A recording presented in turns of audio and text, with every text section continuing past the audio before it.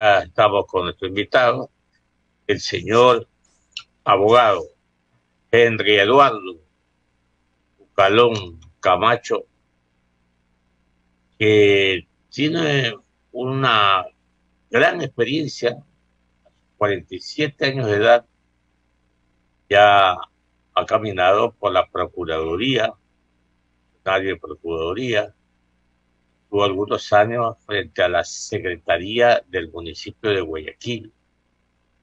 No es un puesto fácil, cuidado, puesto muy complejo, y has tenido dos periodos legislativos en calidad de legislador, congresista. Y le hemos invitado, agradeciéndole, por cierto, su presencia, mi querido Henry, para que usted le diga a la ciudadanía, no le haga una rendición de cuentas, pero las leyes importantísimas que yo y la ciudadanía lo vio, por ejemplo, que tuvo una participación muy activa en la reforma del Código Integral Penal. Recuerdo también que el señor abogado Jaime José Nebozadi llevó petitorio personalmente a la Asamblea Nacional para una reforma al mismo código. ¿Logramos eso o no, mi estimado Henry? Bienvenido. Muy buenos días, un enorme gusto compartir con ustedes. Un fraternal saludo a todos los oyentes de Radio Huancavilca. No quisiera empezar la entrevista sin antes aprovechar para agradecer por las oportunidades brindadas a lo largo de estos 8 años de legislatura a través de este medio de comunicación de Radio Huancavilca, de poder expresarme ante la ciudadanía, hacer permanentes contactos y rendiciones de cuentas, me explico, a ti, Clever, también, porque estos son espacios en que uno se retroalimenta, me explico, no solamente dice lo que ha hecho, sino que recibe el apoyo y la crítica, por supuesto, que hace que uno construya día a día la representación que uno tiene y que el pueblo le ha confiado. Así que una vez que estoy terminando esta semana, esta etapa de mi vida legislativa, que ha sido muy provechosa, en lo intelectual, en lo anímico, etcétera, no quería dejar pasar la oportunidad para expresar este agradecimiento. Y obviamente con más experiencia ahora, ¿no? Asimismo, en cuanto a la tarea legislativa, siempre tiene sus complejidades. Recordemos que es un órgano colectivo, donde están representadas todas las fuerzas políticas de una sociedad, en este caso la sociedad ecuatoriana. Muchas partes del mundo, o en casi todas, nunca son bien evaluadas, porque la gente quiere pues un servicio directo, lo que es la obra pública, los servicios sociales, y lo que hace una asamblea o un congreso es legislar y fiscalizar, y podría parecer como algo etéreo, que no necesariamente lo es. Hago esta digresión para comprender que el trabajo siempre va a tener su nivel de dificultad. Ahora, usted me citaba entre los aspectos positivos que ha habido, porque no todo es negativo. Por supuesto, usted ha citado un ejemplo, las reformas al COIP, al Código Integral Penal. Sí, se han hecho importantes reformas, una de ellas nació desde el mismo pueblo guayaquileño en el seno del Consejo Municipal. El entonces alcalde Jaime Nebot las lideró, las presentó, las acogimos como propias y yo fui quien lideré en el seno del Parlamento y fui el ponente de esas reformas que se aprobaron prácticamente en un 99% y que son herramientas efectivas para que los operadores de justicia puedan enfrentar delitos atroces que son fundamentalmente los que no dejan dormir a los ciudadanos, que son los delitos contra la vida, ¿me explico? Y que no garanticen ningún tipo de impunidad. Y le voy a poner un ejemplo, porque la ciudadanía requiere cosas concretas.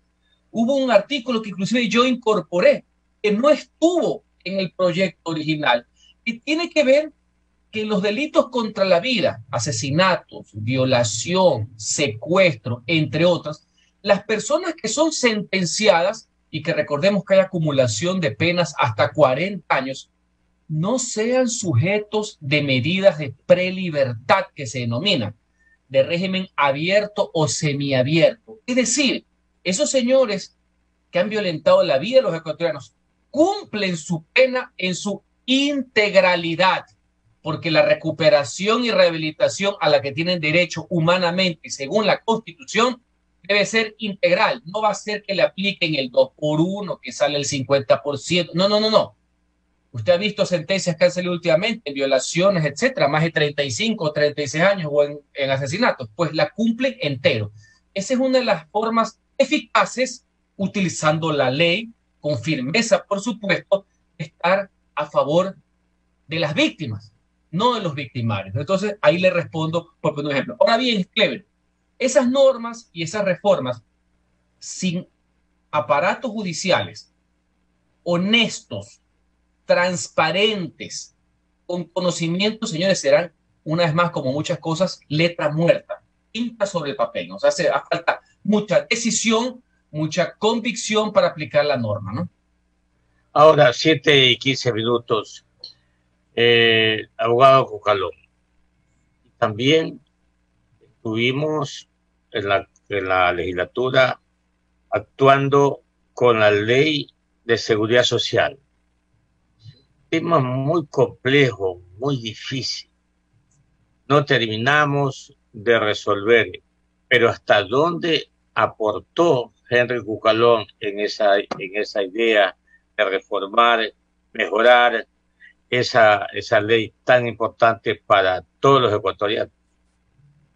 La seguridad social que le pertenece a los afiliados, a los jubilados, no a los gobiernos de turno que lo han venido utilizando no solamente hace 10 años, hace muchísimos años también como caja chica. Han habido avances importantes, falta la culminación final de un proceso de reformas para que uno, por ejemplo, se ha aprobado de que el directorio sea rotativo, no tenga por qué ser el gobierno. Es más, la tesis debería ser que el gobierno no lo debería ni siquiera presidir, por un ejemplo. Segundo, también se consiguió que la seguridad social deje de estar comprándole títulos, valores a los gobiernos de turno que se los metían como chimbuzo, por así decir, me explico, ahogando sus finanzas y sus inversiones con medidas politiqueras, me explico, de caja chica de los gobiernos de turno. Esos han sido temas importantes.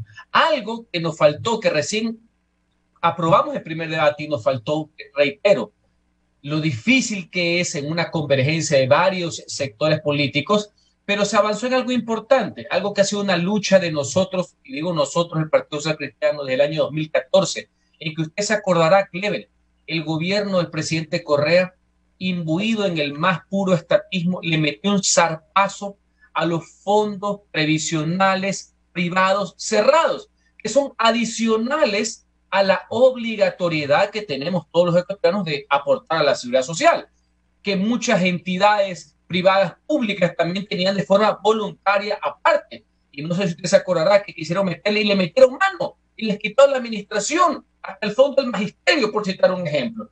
Pues la semana pasada logramos aprobar en primer debate esa reforma para que esos fondos vuelvan al dominio de administración de sus partícipes. Eso es importante. Ahora bien, ¿cuál creo que sea uno de los desafíos de la nueva asamblea? Estar conectados con esa sociedad, con esos afiliados, con los jubilados, de que hay que evitar de que esto se siga empeorando. La seguridad social no solamente es la fuente de ahorro de quienes han trabajado, sino que puede ser un aliado del desarrollo del país, del desarrollo productivo. Y se vienen temas de carácter importante para evitar que sea perjudicando, por qué no decir, inclusive a futuro, una quiebra actuarial en el tema de los ingresos. Creo que debe ser uno de los temas, Clever, que deban ser parte de una política de Estado. Me explico, que trasciendan los gobiernos, que una al legislativo, al ejecutivo y a varios sectores de la sociedad, por lo que lo que ocurre a la seguridad social nos incumbe absolutamente a todos. Finalmente, de mi parte, abogado Cucalón, ¿qué hicimos desde la Comisión de Justicia para la seguridad de los ciudadanos ecuatorianos? Hablemos de seguridad. Como le comenté, todas las reformas al COIP nacieron desde la Comisión de Justicia, que le correspondía por mandato legal, y se hicieron muchas reformas. Solo por citar otro ejemplo adicional, en el último paquete de reformas al COIP, aparte de la ley de seguridad ciudadana que conversamos hace un principio, se puso normas irrestrictas de apoyo y clarificación, si es que cabe la palabra, a favor de la Policía Nacional en cuanto al concepto jurídico de uso de la fuerza, por así decir. ¿Me explico? O sea que ya no hay, para mí no existió, pero se tipificó de mejor manera. Me explico, para tener claro cuáles son las atribuciones que se tienen. Ya lo que se refiere a seguridad del Estado, si cabe la palabra, organización de Fuerzas Armadas, etcétera, eso han estado en otras comisiones, entre las cuales está soberanía y seguridad, entre otras cosas, y no ha habido los avances que se ha querido tener para desmontar cierta legislación que no favorece. Ese es uno de los retos pendientes inacabados que va a tener también la próxima Asamblea Nacional. 7 de la mañana, 19 minutos. Mi compañero, el licenciado Jorge Escobar, en el diálogo con el abogado Henry Eduardo Cucalón Camacho. 7 de la mañana, 31 minutos. Vea, yo coincido plenamente con el presidente electo de nombrar un equipo de trabajo 100% idóneo. Idóneo. Y yo no lo puedo afirmar porque usted va a ser funcionario de este gobierno, pero está preparado para hacerlo. Y lo más importante, dada la situación en la que atraviesa el país, es una situación crítica desde el punto de vista social. Tenemos una pandemia aquí presente ya más de un año y tenemos un problema crítico en lo económico. Y de allí hay otros problemas que son de conocimiento público y que van o están relacionados con la seguridad pública. Entonces, lo que queda al ciudadano que está preparado es que si está consciente de esos problemas y de otros, y ese ciudadano está preparado, no debe de negarse a un pedido del presidente electo para colaborar en su equipo de trabajo. Entiendo yo que hay de haber muchos ciudadanos que están en ese orden de que están preparados, pero que les da temor y cosas por el estilo. Aquí hay que ponerse también el overol para luchar contra todos estos problemas que tiene la sociedad ecuatoriana. De tal manera que coincido con usted que en el momento que el señor presidente pues, crea que su experiencia al frente no solamente de la gobernación, no sé, cualquier otra función pública, usted lo ha dicho, a mí me gusta la función pública y para eso me he preparado. Esa es la respuesta más objetiva que usted ha dado. Esperemos a ver qué pasa, pero yo quiero un comentario suyo por último. Hay una ley de violencia digital que la ha aprobado de última hora la Asamblea Nacional. Aquí nadie puede decir que están, hay un descontrol, por así decirlo, de las redes sociales. Nadie puede decir eso. Todo el mundo dice que sí, que hay un descontrol, que hay un abuso, etcétera. Pero nosotros, los que estamos en los gremios de comunicación, creemos que ha sido esta ley aprobada desde la Asamblea Nacional sin habérsela socializado o al apuro, en otras palabras. ¿Tu opinión? Clever, tienes razón en eso. Y les quiero contar el antecedente para poner el contexto. La ley para evitar la violencia sexual digital, o también denominada ley Isabela Núñez, que fue la víctima principal de este tema, y como en otros países, las leyes tienen un nombre y tienen una persona que identifica. Ella tuvo la valentía de ir al Congreso Nacional, al Pleno, en varias ocasiones, y a la Comisión de Justicia a explicar cómo su expareja la había extorsionado con este tipo de videos. Tuvo, reitero, la valentía de poner su caso, como es en todas las legislaciones, que tiene un nombre, tiene una vivencia la ley atrás. Y una ley extremadamente positiva. Por eso conllevó todo tipo de apoyo. ¿Dónde estuvo el problema? Para variar. De último momento, hubo un cambio al articulado del 178 y 179 del Código Integral Penal.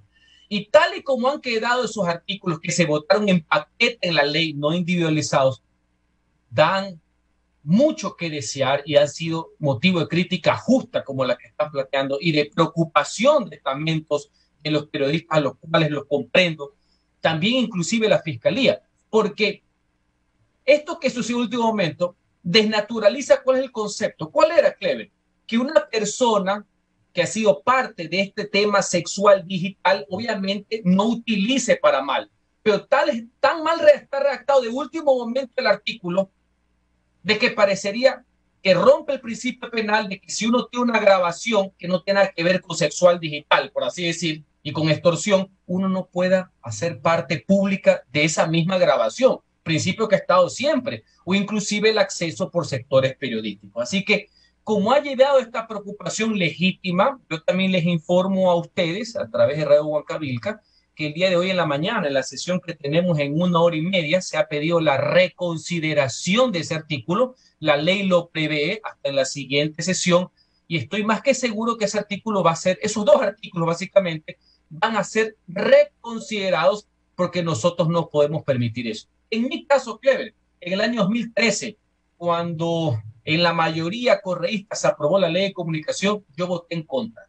Y en este periodo he sido uno de los asambleístas que presentó reformas integrales a la ley de comunicación para eliminar el concepto del servicio público y para eliminar el carácter estatista y de mordaza contra la actividad del periodismo en el Ecuador. Y lo conseguimos.